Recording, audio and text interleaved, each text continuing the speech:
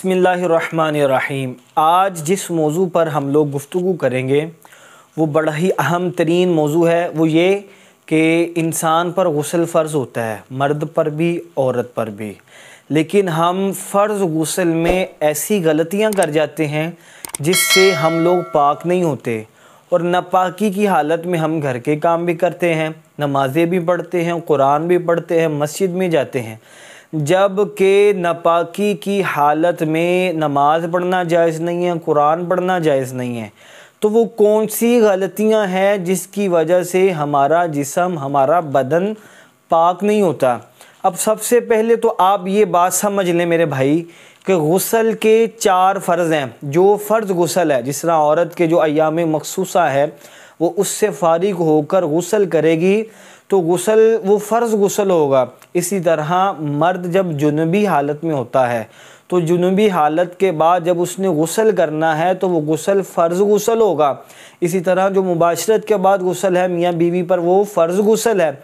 एहतलाम के बाद जो गुस्ल है वो फ़र्ज़ गुस्ल है। तो वो गुस्ल किस तरह किया जाए कि मर्द और औरत पूरी तरह पाक हो जाएं।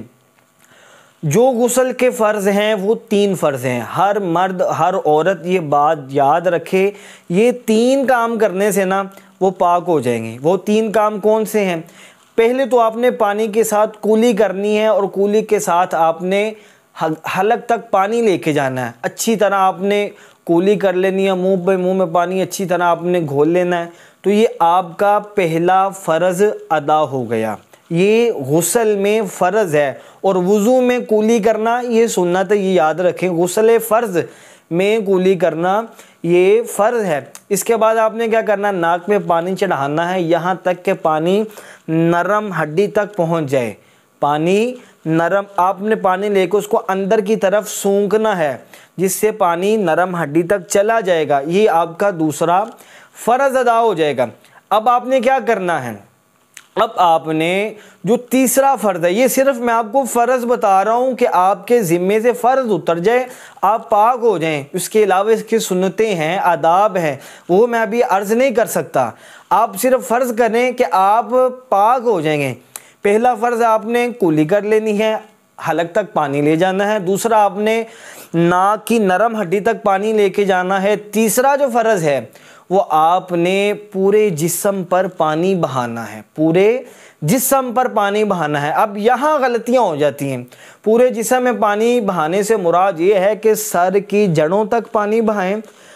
उसके अलावा मर्द अपनी दाढ़ी की जड़ों तक पानी बहाए। इसके अलावा जो चीज़ें छुपी होती हैं, मिसाल के तौर पर ये चीज़ें हैं, उसके मुँह ज़ेरे नाफ जो चीज़ें हैं उसके वो सारी चीज़ें आपने पानी के साथ बहा लेनी है। अब बहाने से मुराद ये है कि जिस्म के हर हिस्से से कम से कम 2 पानी के कतरे बह जाए तो फिर आपका गुस्ल होगा। आप अच्छी तरह गुस्ल करें, आपका जिस्म का कोई हिस्सा, कोई बदन का हिस्सा भी बाल बराबर भी खुश्क ना रहे। जब आप ये 3 काम कर लें तो आपका गुस्ल हो जाएगा, आप लोग पाक हो जाएंगे। हर मुसलमान मर्द पर, हर मुसलमान औरत पर गुस्ल के फ़र्ज़ सीखना लाजिमी है। आप ये 3 फ़र्ज़ याद रखें, अपनी नस्लों को ये 3 फ़र्ज़ बताएं। बाकी आप सारी बातें छोड़ दें, जो कहता है उसको कहने दें। ये जो 3 फ़र्ज़ है ना, इस पर किसी का इख्तलाफ नहीं है। हर मसलक के नज़दीक यही गुस्ल के 3 फ़र्ज़ हैं। आप अपने बच्चों और बच्चियों को ये 3 फ़र्ज़ बता दें।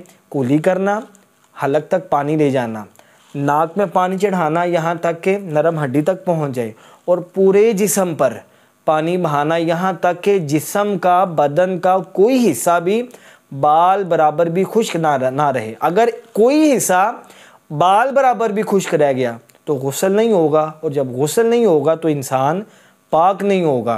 तो हम लोग नमाज पढ़ते रहते हैं, कुरान पढ़ने वाले लोग हैं हम लोग, तो जब तक हम पाक ही नहीं होंगे तो हमारा कुरान पढ़ना हमें क्या फ़ायदा देगा, या हमारी नमाज हमें क्या फ़ायदा देगी। अल्लाह करीम आपको भी और मुझे भी समझने की तौफीक अता फ़रमाए। आमीन बिजाहि नबी अमीन।